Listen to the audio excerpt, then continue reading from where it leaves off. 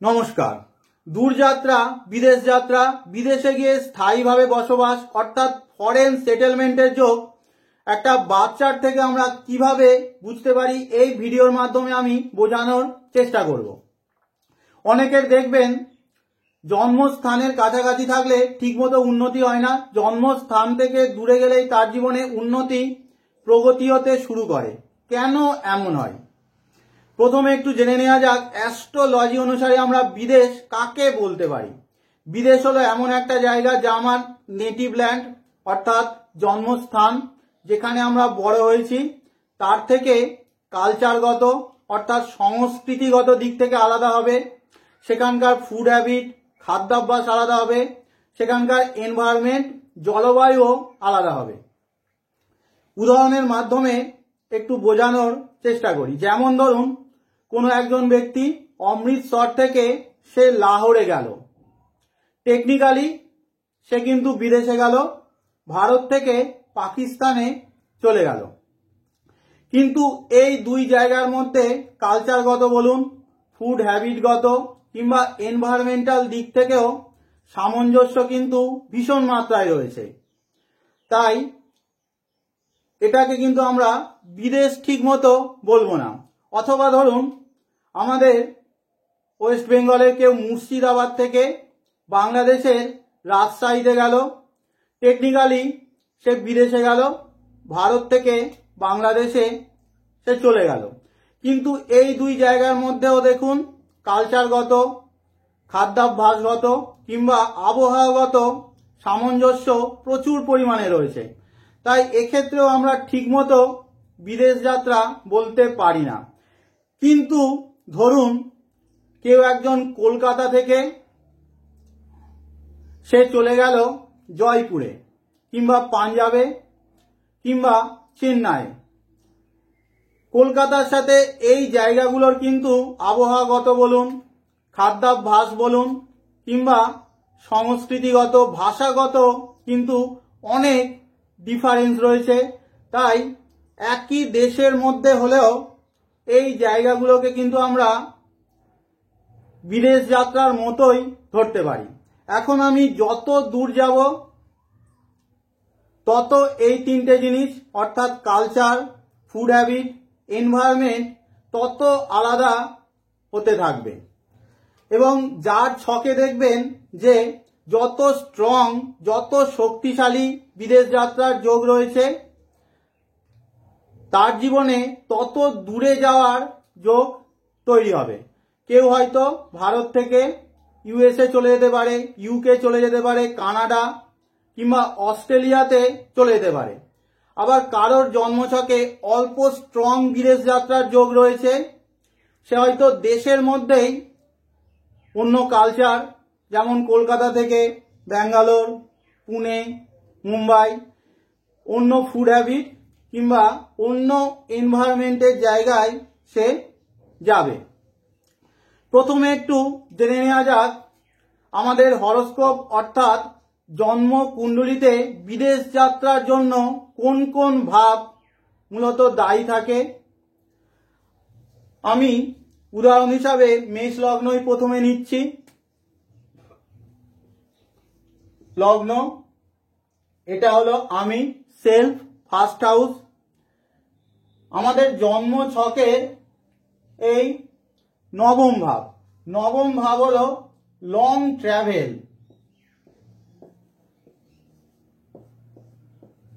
অর্থাৎ দূর যাত্রার ভাব। ঠিক যেমন ভাবে লগ্ন থেকে চতুর্থ ভাব আমার ঘর, জন্মস্থানের ঘর, ঠিক তেমনি ভাবে নবম থেকে চতুর্থ ভাব হলো জন্মছকের দ্বাদশ ভাব। এই দ্বাদশ ভাব হলো যে কোনো হরোস্কোপের ফরেন সেটেলমেন্টের ঘর অর্থাৎ বিদেশে স্থায়ীভাবে বসবাসের ঘর হলো দ্বাদশ ভাব। অর্থাৎ জন্মছকে দুটো হাউস বিদেশ যাত্রার জন্য অত্যন্ত গুরুত্বপূর্ণ। সেটা হলো নবম ভাব আর এই দ্বাদশ ভাব। আমি এই ভিডিওতে মোটামুটি ভাবে 6-7টা কানেকশন বলবো। বিদেশ যাত্রা আমাদের হরোস্কোপে কিভাবে দেখা উচিত তা আমি বোঝানোর চেষ্টা করব, এবং শেষে যে কানেকশনটা বলবো সেটা কিন্তু অত্যন্ত গুপ্ত, সিক্রেট, এবং অনেকেই দেখবেন যে এটা অ্যাপ্লাই করেন না, অনেকে দেখেনও না। আপনার হরোস্কোপে যে 7টা যে পয়েন্ট বলবো, 7টা যে কানেকশন বলবো, তার মধ্যে যত বেশি মিলবে তত বিদেশে যাওয়ার যোগ, বিদেশ যাত্রা এবং ফরেন সেটেলমেন্টের যোগ তত আপনার হরোস্কোপ অনুসারে বেশি থাকবে। প্রথমে যে কানেকশন অর্থাৎ যে যোগের কথা আমি বলবো তা হলো আমাদের জন্মছকের এই ফার্স্ট লর্ড অর্থাৎ লগ্নপতি আমি নিজে এবং দ্বাদশ ভাব অর্থাৎ এই বিদেশে স্থায়ীভাবে বসবাসের ঘর বা বিদেশের ভাবের মধ্যে কোন রকম কানেকশন, অর্থাৎ ফার্স্ট আর 12th মধ্যে কোন রকম কানেকশন। ধরুন সব থেকে স্ট্রং কানেকশন কখন হবে? ফার্স্ট লর্ড গিয়ে 12th বসে গেল, অর্থাৎ লগ্নপতি দ্বাদশে, মেষ লগ্নের লগ্নপতিকে মঙ্গল আর দ্বাদশপতি মেষ লগ্নের বৃহস্পতি সে লগ্নে বসে গেল, অর্থাৎ লগ্ন এবং দ্বাদশের মধ্যে ইন্টারচেঞ্জ বা এক্সচেঞ্জ হয়ে গেল। এটা হলো সব থেকে স্ট্রং বিদেশে স্থায়ীভাবে বসবাসের যোগ। এবার একদিক থেকে যদি তৈরি হয়, ধরুন আপনি নিজে তার লগ্নপতি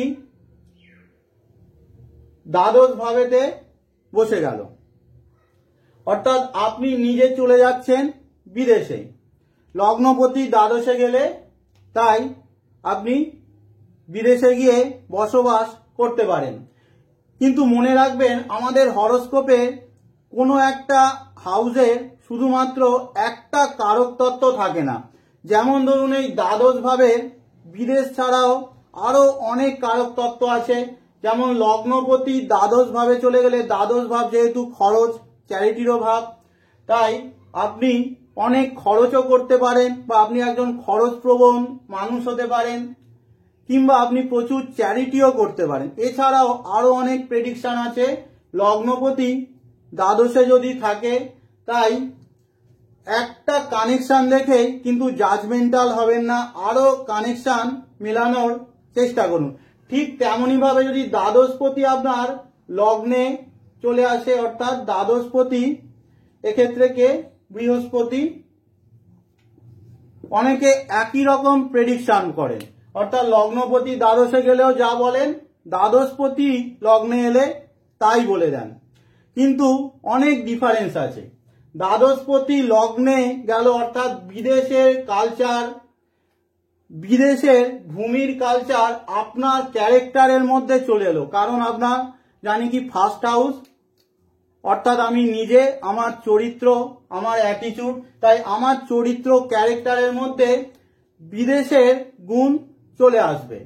সেই বিদেশের গুণ কেমন ভাবে আসতে পারে? আমি বিদেশে গিয়ে থাকলেও আমার মধ্যে বিদেশের গুণ চলে আসতে পারে, কিংবা এমন একটা সোসাইটি, এমন একটা বন্ধু বান্ধবের মধ্যে আমি মিশছি যেখানে বিদেশি কালচারের মানুষরা অনেক রয়েছে, কিংবা ওয়েস্টার্ন কালচার সেখানে ফলো করা হয়, কিংবা টিভি দেখে দেখে বা সোশ্যাল মিডিয়া থেকে আমি নিজের মধ্যে বিদেশি কালচার আনার চেষ্টা করছি, তাও হতে পারে। সুতরাং 12 লর্ড দ্বাদশপতি ফার্স্ট হাউসে থাকলেও সেটাও বিদেশ যাত্রা আপনার করাতে পারে এবং বিদেশে বসবাসের যোগ তৈরি করতে পারে। তবে লগ্নপতি দ্বাদশে গেলে বেশি স্ট্রং বিদেশ যাত্রার যোগ তৈরি হয়। এছাড়াও দ্বাদশপতি লগ্নে থাকলে কিন্তু আরো অনেক প্রেডিকশন হয়। যেমন ধরুন দ্বাদশপতি লগ্নে থাকলে, দ্বাদশ ভাব স্পিরিচুয়ালিটির ভাব, তাই দ্বাদশপতি লগ্নে থাকলে সেই ব্যক্তি স্পিরিচুয়াল হতে পারে, তার মধ্যে লেট গো একটা অ্যাটিটিউড থাকতে পারে। এছাড়াও দ্বাদশ ভাব আমাদের ঘুমের ঘর, ড্রিমের ঘর, তাই এই মানুষটা হয়তো তার ক্যারেক্টারের মধ্যে আছে সে ইমাজিনারি একটা ওয়ার্ল্ডে বা কল্পনার জগতে সে থাকতে ভালোবাসে। সুতরাং একটা যোগ দেখেই আপনারা জাজমেন্টাল হবেন না, আরো মেলানোর চেষ্টা করুন। এবার নেক্সট পরের যে কানেকশন বলবো সেটা হলো নবম এবং দ্বাদশের মধ্যে কোন রকম ইন্টারচেঞ্জ বা এক্সচেঞ্জ বা কানেকশন। মেষ লগ্নের নবমপতি, দ্বাদশপতি, বৃহস্পতি এটা দেখানো যাবে না, অন্য লগ্ন ধরছি।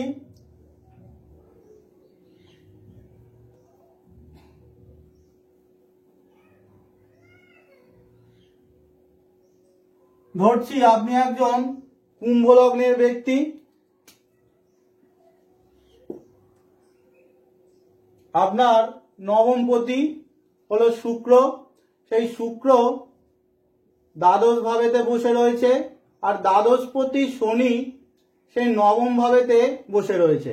অর্থাৎ নবম এবং দ্বাদশের মধ্যে এক্সচেঞ্জ যদি থাকে, এটাও স্ট্রং ইন্ডিকেশন দেয় যে বিদেশে আপনি যেতে পারেন, বিদেশে ঘন ঘন আপনি ট্রাভেল করতে পারেন, বিদেশে স্থায়ীভাবে বসবাসও আপনি করতে পারেন।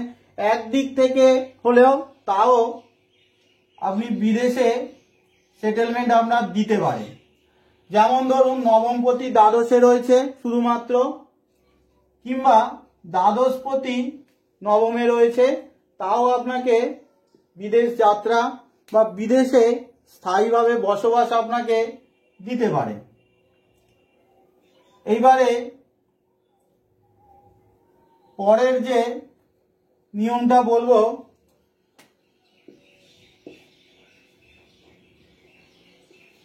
ধরছি মেষ লগ্ন, আমাদের চতুর্থ ভাব হলো আমাদের ঘরের ভাব, নেটিভ ল্যান্ডের ঘর, অর্থাৎ জন্মস্থান, যেখানে আমি জন্মগ্রহণ করেছি তার ভাব। আমাদের ঘরের ভাব হলো চতুর্থ ভাব।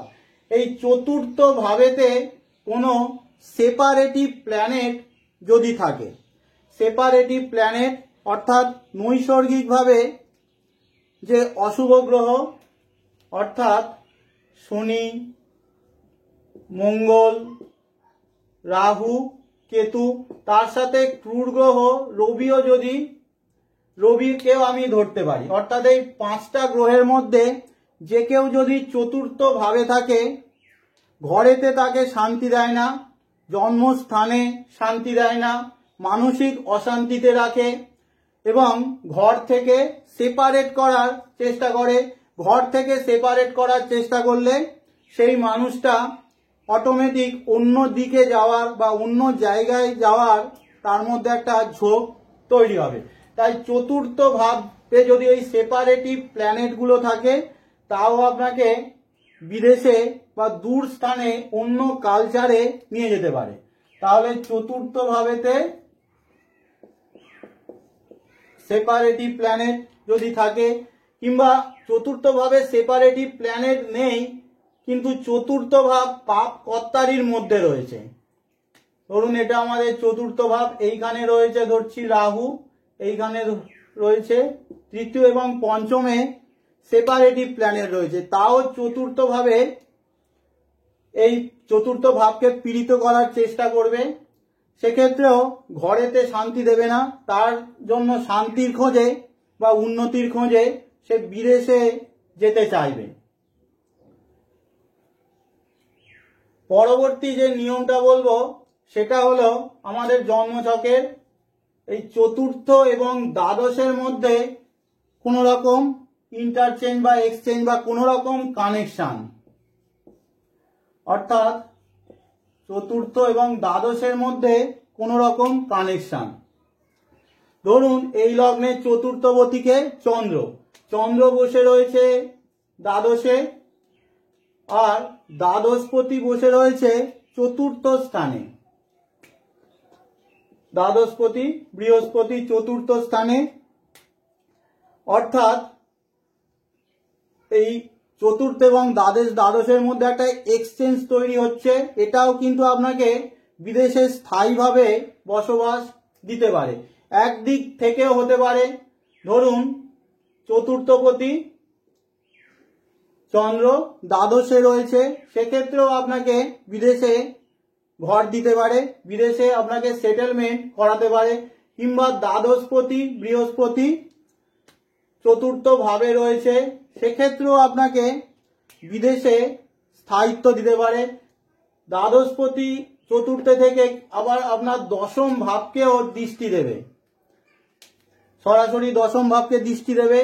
ফলে বিদেশে গেলে আপনার হয়তো কর্মযোগ, কর্মস্থানও ভালোর দিকে যাবে, সেখানেও উন্নতি হবে। এবারে পঞ্চম যে নিয়মটা আমি বলবো সেটা হলো আমাদের এই রাশিগুলোকে মূলত তিনটে তত্ত্বে ভাগ করা হয়।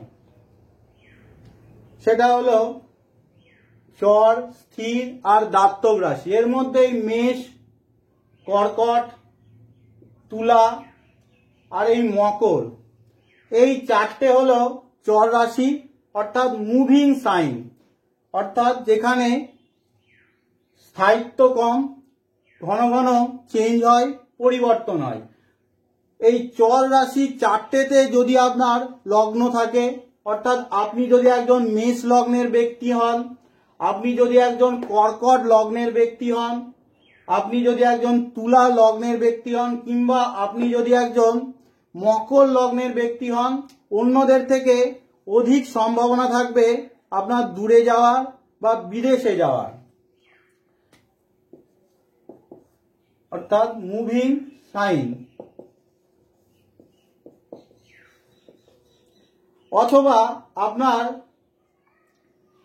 এইখানে লগ্ন নেই, ধরছি আপনার স্থির লগ্নই, ধরছি আপনার সিংহ লগ্ন, সিংহ একটি স্থির লগ্ন, কিন্তু আপনার লগ্নপতি অর্থাৎ সিংহ লগ্নের লগ্নপতি কে? রবি। সে রয়েছে এই চর রাশিতে, অর্থাৎ মুভিং সাইনে। সেক্ষেত্রেও কিন্তু আপনার জীবনে ঘন ঘন পরিবর্তন, লাইফে ট্রাভেল, ঘন ঘন চেঞ্জ, ট্রান্সফার এগুলো হতে থাকবে এবং আপনি বিদেশেও যেতে পারেন। আর যে জিনিসটা গুরুত্বপূর্ণ, এই চারটে যে রাশি বললাম, দেখবেন যে এই চারটে রাশিতে যদি 5 বা তার বেশি গ্রহ থেকে যায়, অর্থাৎ এই চারটে রাশিতে যদি টোটাল অনেকগুলো গ্রহ থাকে, ধরছি এখানে রবি রয়েছে, তার সাথে বুধও রয়েছে, এইখানে রয়েছে বৃহস্পতি একটা চর রাশিতে, এইখানে শনি, রাহু, এখানে কেতু, অর্থাৎ টোটাল 5টা গ্রহ রয়েছে। এই চারটে চর রাশিতে যদি 5, এখানে টোটাল 6টা গ্রহ রয়েছে, অর্থাৎ চারটে চর রাশিতে যদি 5 বা তার বেশি গ্রহ থাকে, আপনি বলতে পারেন যে এই মানুষটার জীবনে কিন্তু ঘন ঘন চেঞ্জ আসবে, ঘন ঘন তার লাইফে কিন্তু পরিবর্তন আসবে এবং ট্রাভেলও অনেক হবে এবং বিদেশেও সে যেতে পারে, বিদেশে স্থায়ীভাবে বসবাসও করার যোগ কিন্তু অনেকাংশেই বেশি থাকবে।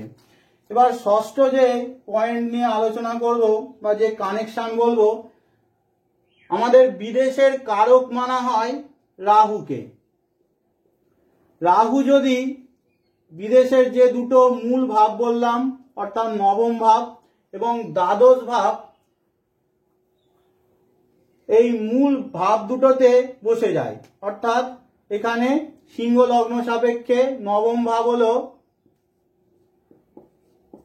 এই মেষ রাশির ঘর, এখানে যদি রাহু বসে যায় কিংবা দ্বাদশ ভাবেতে যদি রাহু থাকে, তাহলেও হাই চান্স থাকে বিদেশে যাওয়ার বা দূরে যাওয়ার। এছাড়াও যদি লগ্ন ভাবেতে রাহু থাকে কিংবা চতুর্থ ভাবেতেও যদি রাহু থাকে, তাও চান্স থাকে এই মানুষটা স্থায়িত্বের জন্য, ঘরের জন্য, বসবাসের জন্য তাকে বিদেশে বা দূর স্থানে যেতে হতে পারে। রাহুর সাথে সাথে আরো একটা গ্রহ ইম্পর্টেন্ট, সেটা হলো চন্দ্র। চন্দ্র হলো আমাদের যাত্রার কারক। তাই এই চারটে ভাবে অর্থাৎ লগ্নে যদি আপনার চন্দ্র থাকে, চতুর্থ ভাবে যদি চন্দ্র থাকে, নবমে যদি চন্দ্র থাকে, দ্বাদশে যদি চন্দ্র থাকে, এরাও ঘুরতে ভালোবাসবে, দূরে যেতে চায়, মানসিকভাবে চায় সবসময় একটা চেঞ্জের মধ্যে থাকি, ঘর পরিবর্তন করি। সেই জন্য এই চারভাবে চন্দ্র থাকলেও দূরযাত্রা, বিদেশ যাত্রা তাকে করাতে পারে। সব থেকে গুরুত্বপূর্ণ যে নিয়মটা এবার আমি বলবো, অনেকেই এটা দেখেন না, সেটা হলো আমাদের হরোস্কোপের অত্যন্ত গুপ্ত একটি সিক্রেট, যা ভগবান শিব মা পার্বতীকে ব্রহ্ম জামলয় তন্ত্রে বলেছিলেন। সেটা হলো আমাদের অষ্টক বর্গের জ্ঞান। আমাদের হরোস্কোপে অষ্টক বর্গ কি প্রথমে একটু বলে নিই। অষ্টক বর্গ হলো অষ্টক অর্থাৎ 8 খানা, আর বর্গ অর্থাৎ ডিভিশন।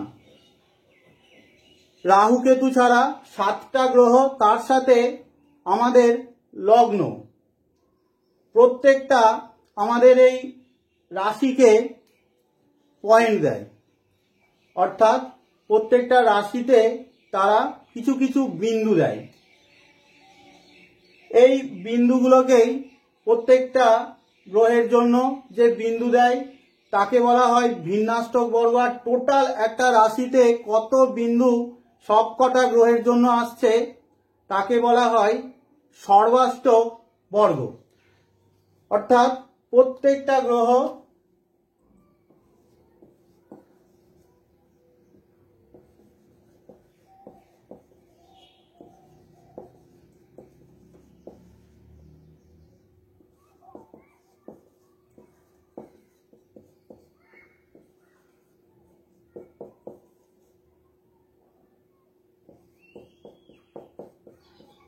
এরা সবাই নিজেদের অবস্থান, অন্যান্য গ্রহের সাথে তাদের অবস্থান এবং লগ্ন অনুসারে অবস্থান অনুসারে আমাদের প্রত্যেকটা ভাবকে বা প্রত্যেকটা রাশিকে এরা পয়েন্ট দেয়।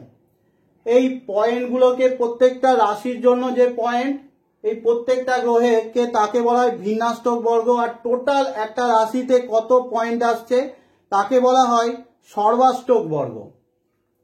আমাদের দেখতে হবে দ্বাদশ ভাবেতে টোটাল কত পয়েন্ট আসছে, অর্থাৎ দ্বাদশ ভাবের সর্বাষ্টক বর্গ কত রয়েছে। যেমন এই সিংহ লগ্নের দ্বাদশ ভাব হলো কর্কট রাশির ঘর। কর্কট রাশিতে টোটাল কত পয়েন্ট আসছে আমরা দেখব। ধরছি রবি দিয়েছে দ্বাদশ ভাবেতে 5 পয়েন্ট, চন্দ্র দিয়েছে 6 পয়েন্ট, মঙ্গল দিয়েছে 4 পয়েন্ট, বৃহস্পতি 6, শনি 3, বুধ 4, শুক্র 2। টোটাল কত পয়েন্ট আসছে? 30 পয়েন্ট। টোটাল সব কটা গ্রহের মিলে টোটাল পয়েন্ট থাকে 337 পয়েন্ট। 12টা রাশি ভাগ করলে হয়ে যায় 28। কোনো একটা হাউসে বা কোনো একটা রাশিতে যদি 28 পয়েন্টের বেশি থাকে তাহলে সেই হাউসের কারক তত্ত্বকে আমরা পজিটিভ ধরতে পারি। আর যদি 28 পয়েন্টের নিচে থাকে তাহলে সেই হাউসটা স্ট্রাগল করছে এমন আমরা ধরতে পারি। এখানে কত টোটাল সর্বাষ্টক বর্গতে পয়েন্ট এলো? 30 পয়েন্ট দ্বাদশ ভাবেতে। সুতরাং একটা পজিটিভ ইন্ডিকেশন যে এই মানুষটা বিদেশে গেলে পজিটিভ একটা ভাইব্রেশন তার হরোস্কোপে আসতে পারে। কিন্তু আমি আবার বলবো যে দ্বাদশ ভাব কিন্তু অনেক কিছু দেখায়। দ্বাদশ ভাব মুক্তিরও ভাব, স্পিরিচুয়ালিটিরও ভাব। সুতরাং শুধুমাত্র বিদেশে গেলেই তার উন্নতি হবে বা বিদেশে স্থায়ীভাবে বসবাস করবে কিনা তা জানার জন্য আমাদের দেখতে হবে বিদেশের মূল যে দুটো ভাব, অর্থাৎ এই নবম ভাব আর এই দ্বাদশ ভাব। এই নবমপতি আর দ্বাদশপতি এই দ্বাদশ ভাবেতে কত পয়েন্ট দিচ্ছে। যেমন এই সিংহ লগ্নের নবমপতিকে মঙ্গল, সে দ্বাদশ ভাবেতে ভিন্নাষ্টক বর্গতে পয়েন্ট দিচ্ছে 4, আর চন্দ্র সে দ্বাদশ ভাবের ভিন্নাষ্টক বর্গতে পয়েন্ট দিচ্ছে 6। একটা গ্রহ ম্যাক্সিমাম 8 পয়েন্ট দিতে পারে ভিন্নাষ্টক বর্গতে, কোনো ঘরকে 4 পয়েন্ট দিচ্ছে, অর্থাৎ অ্যাভারেজ নবমপতি দ্বাদশ ভাবকে অ্যাভারেজ মোটামুটি উন্নতি হতে পারে। আর চন্দ্র দিচ্ছে দ্বাদশপতি, দ্বাদশ ভাবকে সে পয়েন্ট দিচ্ছে 6 পয়েন্ট, অর্থাৎ মোর দ্যান অ্যাভারেজ। সুতরাং আমরা বলতে পারি যে বিদেশে গেলে এই মানুষটার উন্নতি হবে এবং এই মানুষটার ফরেন সেটেলমেন্টের যোগও অনেক বেশি রয়েছে। তার সাথে সাথে যদি লগ্নপতিও 4-এর বেশি পয়েন্ট দিয়ে দেয় দ্বাদশ ভাবেতে, অর্থাৎ 100% প্রায় কনফার্ম করে দিচ্ছে যে এই মানুষটা বিদেশেই থাকবে, বিদেশে ঘর বানিয়ে সে থাকবে, ফরেন সেটেলমেন্টের যোগ তার প্রবল মাত্রায় রয়েছে এবং বিদেশে গেলে সে স্যাটিসফ্যাকশন, সন্তুষ্টিও পাবে, লাইফে ডেভেলপমেন্ট, মান সম্মান অনেক বেশি পাবে। এইভাবে আমরা স্টেপ বাই স্টেপ এই যে 7টা পয়েন্ট বললাম তার মাধ্যমে একটা হরোস্কোপে কিভাবে বিদেশ যাত্রা, বিদেশে স্থায়ীভাবে বসবাস আপনারা দেখতে পারেন, আপনারা অ্যানালিসিস করতে পারেন। নেক্সট সব থেকে ইম্পর্টেন্ট হলো কোন সময় আমি বিদেশে যাব সেটা আমরা কিভাবে বুঝবো। তার জন্য দশা অন্তর্দশা এবং গোচরকে অত্যন্ত গুরুত্বের সাহায্যে দেখা উচিত। তাহলে আজকের মতো শেষ করছি। ধন্যবাদ সকলকে।